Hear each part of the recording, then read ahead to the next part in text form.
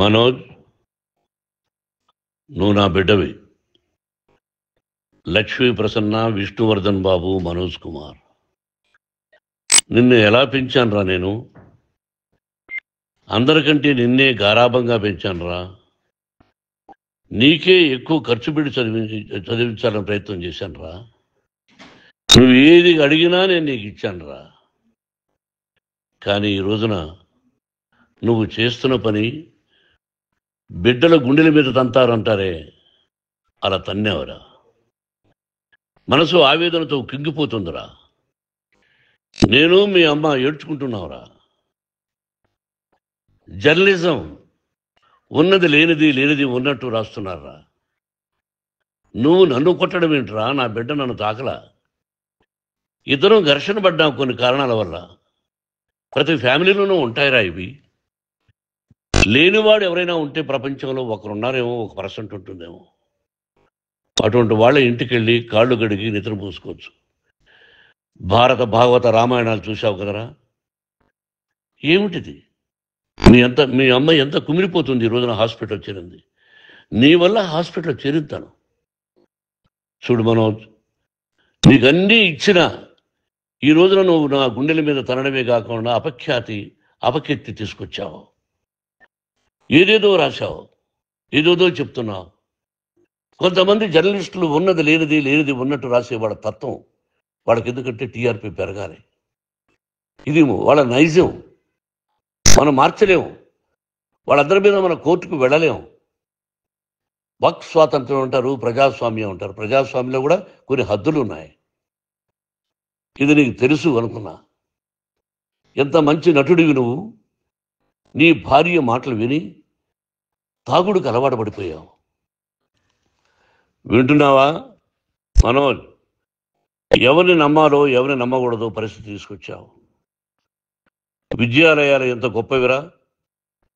మనం 25% కులమతాలకు అతీతంగా ఫ్రీ ఎడ్యుకేషన్ ఇస్తున్నాంరా. క్యాస్ట్ అనేది తీసేసానురా 92లో ప్రాస్పెక్ట్స్లో. నువ్వు చదువుకున్నావురా.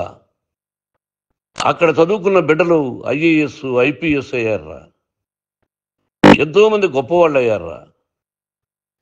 నువ్వు నటుడుగా ఎంతో గొప్పవాడివి. తాగుడికి అలవాడబడి నువ్వు నీ భార్య ఇంట్లో బిహేవ్ చేస్తున్న విధానం ఆ భగవంతుడు సర్వేశ్వరుడు తెలుసు. భగవంతుడు చూస్తున్నాడు రా. నేను తప్పు చేసినా, నువ్వు తప్పు చేసినా, ఎవరు తప్పు చేసినా. ఎంత అవకాశం ఇచ్చావు మాట్లాడుకునేదానికి అందరికీ. ఇన్ని సంవత్సరాల్లో మన విద్యాలయాల్లో ఒక్క తల్లి కానీ ఒక తండ్రి కానీ ఏమైనా చెప్పారా?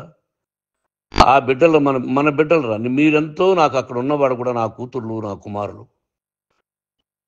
ఎంతమందికి ఫ్రీ ఎడ్యుకేషన్ ఇస్తున్నావు. వాడి దగ్గర ఏది ఆశించలా. నువ్వు ఎందుకు ఇలా తయారైపోయావు? ఎందుకు ఇంట్లో ఉండే పని వాళ్ళందరినీ కొడుతున్నావు?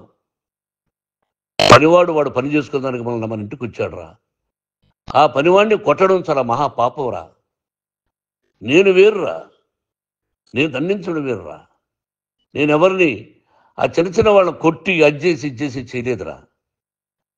సినిమా ఇండస్ట్రీలో మోహన్ బాబు కొడతాడు, తిడతాడు అంటే అది షూటింగ్లో జరిగి ఉండొచ్చేమో. కానీ ఇంట్లో ఉండి 10 సంవత్సరాల నుంచి 20 సంవత్సరాల నుంచి పనివాళ్ళు ఉన్నారు. నేను ఇంట్లో లేని సమయంలో వాళ్ళందరినీ కొట్టి వాళ్ళ ఫోన్ లాక్కొని ఒకడైతే చచ్చిపోవాలి. వాడు పోలీస్ కంప్లైంట్ ఇచ్చి ఉండొచ్చు. నేను వద్దు అని వాడిని బతిమాలాడు. పోలీస్ కంప్లైంట్ కూడా ఇవ్వలా. ఇంకైనా నువ్వు నీ భార్య మారి బయట ఉండండి రా అన్నాను నేను. లేదు డాడీ, తప్పు చేయలేని ఒకసారి వచ్చావు, మళ్ళీ తప్పు చేశావు, మళ్ళీ వెళ్ళావు, మళ్ళీ ఈసారి తప్పు చేయనన్నావు. ఏమండి వీడు తప్పు చేయడం అని మీ అమ్మ చెప్పింది. ఇంట్లో పెట్టుకున్నా. మళ్ళీ నువ్వు చేస్తున్నది, ప్రతిరోజు నువ్వు తాగుతున్న విధానం నీకే తెలుసు. ఇది ప్రజలు నమ్ముతారా లేదా అనవసరం నాకు. నేను నీకు చెప్తున్నా, ఇంతటితో పులి స్టాప్ పెట్టాలి. 3 రోజుల నుంచి రకరకాలుగా రాస్తున్నప్పుడు నా మనసు ఆవేదనతో ఉంది. మళ్ళీ చెప్తున్నా, Mohan Babu university is greater than temples. Greater than temples.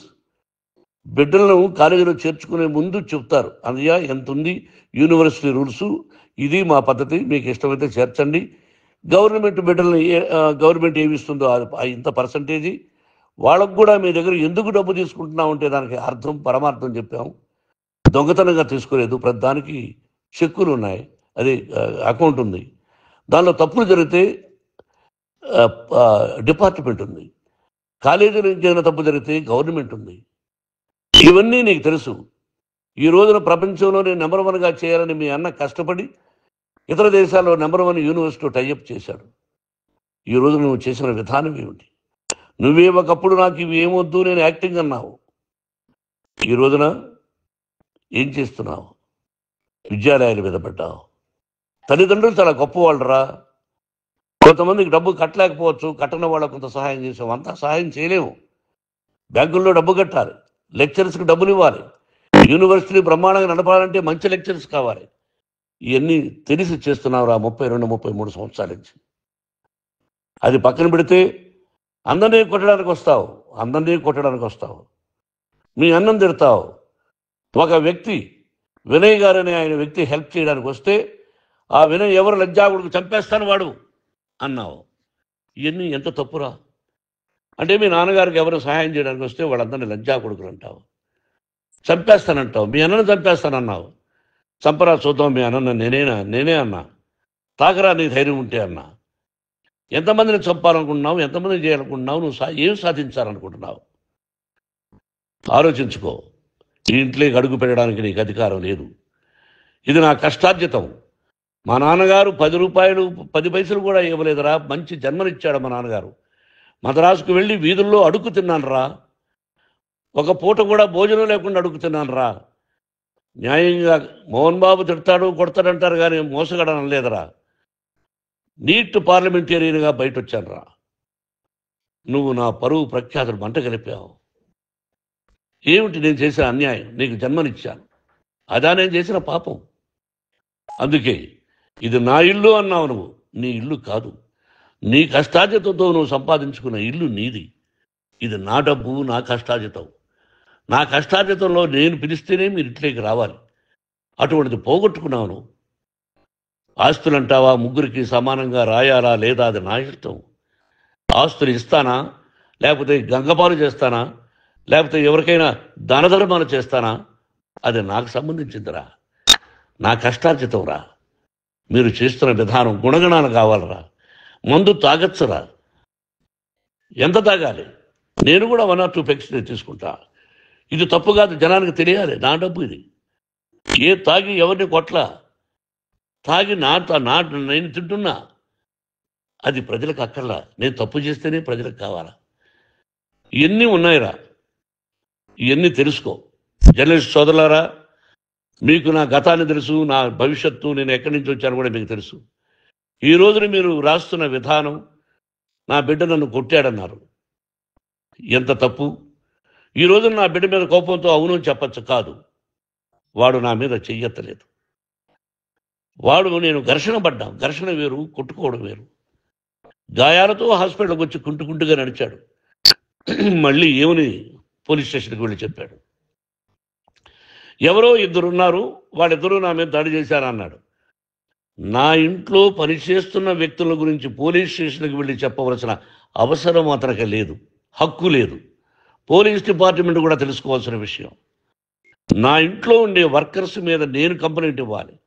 నువ్వు పర్మిషన్ లేకుండా నా ఇంట్లోకి నువ్వు చొరబడి ఇల్లు నాదంటూ ఇంట్లో పనిచేస్తున్న వర్కర్స్ మీద కంప్లైంట్ ఇచ్చావు. అది ఎంతవరకు పోలీసు న్యాయమో రూల్సో చూద్దాం.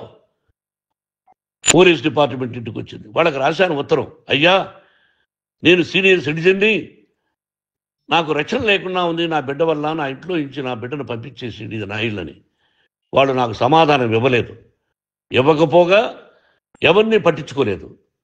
ఇప్పుడు పోలీసు వాళ్ళు వచ్చి ఏమండి రూల్స్ ప్రకారం నా బిడ్డ ఇంటికి రాకూడదంటే మాకు హయ్యర్ డిపార్ట్మెంట్, హయ్యర్ అథారిటీ వాళ్ళు ఫోన్ చేశారు, మీరు ఎవరిని స్టాప్ చేయొద్దండి, బయట నుంచి ఎవరైనా వస్తే వాళ్ళని స్టాప్ చేయండి అన్నారు. 2 రోజుల నుంచి 10 మంది 20 మంది వస్తున్నారు. వాళ్ళు అలా చూస్తూ నిలబడ్డారు. వాళ్ళు ఫోటోలు తీసుకున్నారు, వాళ్ళ మీద మళ్ళీ వదిలేస్తున్నారు. ఎవరిని నిందించాలి? But I give respect to the police department. వాళ్ళకి ఎవరు ఏ అధికారి ఫోన్ చేశాడో, ఆ అధికారికి ఏ పొలిటీషియన్ చేశాడో అది వాళ్ళకే వదిలేస్తున్నా. కాబట్టి వాళ్ళు పోలీస్ కంప్లైంట్ ఇచ్చినా కూడా మేము సంబంధం లేదని అంటున్నారు కాబట్టి నేను నా బిడ్డను నిన్ను నాపు చేస్తున్నా. నువ్వు ఇంట్లోకి వచ్చే అధికారం నీకు లేదు. నువ్వు వచ్చి నీ బిడ్డను తీసుకెళ్ళు. సంతోషం. నువ్వు రాలేదు, నీ బిడ్డను జాగ్రత్తగానే చూసుకుంటావు. Take care your daughter, that's all. మీ అమ్మ హాస్పిటల్లో అడ్మిట్ అయింది. రేపో ఎల్లుండో మీ అమ్మను పిలిపించి బాగైన తర్వాత ఇదిగో నువ్వు నీ కొడుకు బిడ్డను తీసుకెళ్ళి వాడికి అప్పచెప్పని చెప్తాను పోలీసు వాళ్ళ ఆధ్వర్యంలో. ఇది 100% జర్నలిస్టు సోదరులారా, పులి స్టాప్ పెట్టండి. మీకు కుటుంబాలు ఉన్నాయి, మీ యజమానులకు కుటుంబాలు ఉన్నాయి. మీ కుటుంబాల విషయాలు, మీ యజమానుల కుటుంబాల విషయాలు మేము ఎవరు జోక్యం చేసుకోరా. మేము నటీనటులం. మాది తప్పుంటే నటుడుగా నన్ను ఫెయిల్యూర్ అని రాయండి, నా నటన బాగలేకపోతే రాయండి. బట్ ఇంటి లోపల సందులో నుంచి చూస్తూ తప్పు చేస్తున్నామని ఉన్నది లేనిది ఉన్నట్టు రాయకండి. మీకు నా హృదయపూర్వక నమస్కారాలు. ఇన్ని రోజులు హృదయపూర్వకంగా ఎంకరేజ్మెంట్ చేశారు. ఆ ఎంకరేజ్మెంట్కు నమస్కారం చేసుకుంటూ I love you all. I love you police department. మీరు న్యాయంగా ధర్మంగా నడుచుకోండి, ఎవరికి తొత్తుల్లాగా ఉండొద్దండి అని మనవి చేసుకుంటూ నేను సెలవు తీసుకుంటాను. Thank you very much for all the journalist. ఇక్కడ పులి స్టాప్ పెట్టండి, పులి స్టాప్ పెట్టండి. Thank you very much.